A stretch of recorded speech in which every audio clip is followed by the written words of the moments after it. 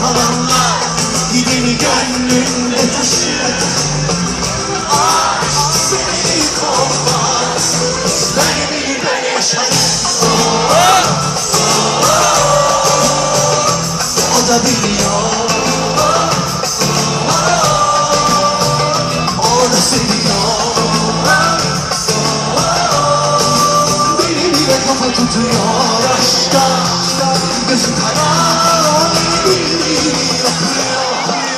Çiçek gibi tazecik, kıymetli bir tanecik, ana sütü gibi tertemiz. Dudu dilleri, yakın yakın işleri, gözleri derya deniz.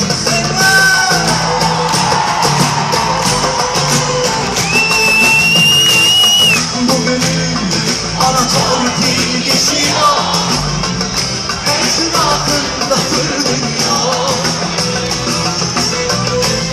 El bebek, gül bebek var, ne yapsa inadına hoş görüyor.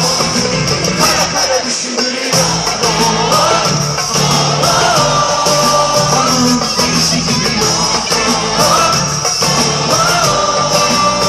O da kısanılıyor.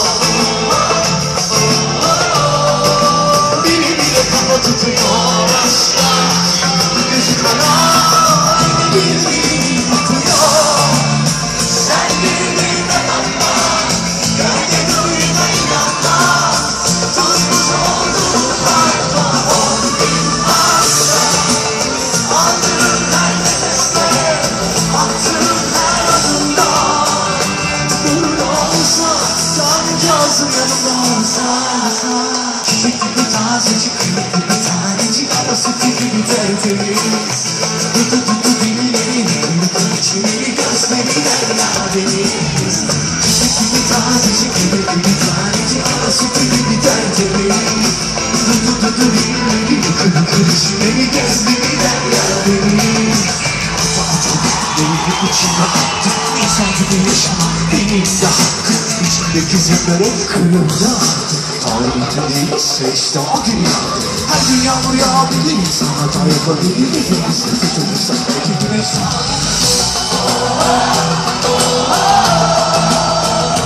O da biliyor,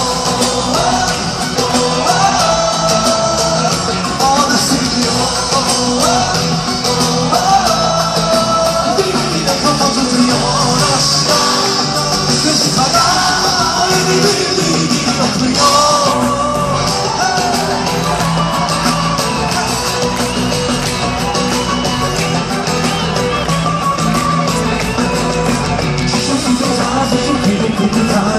Sütü gibi tertemiz.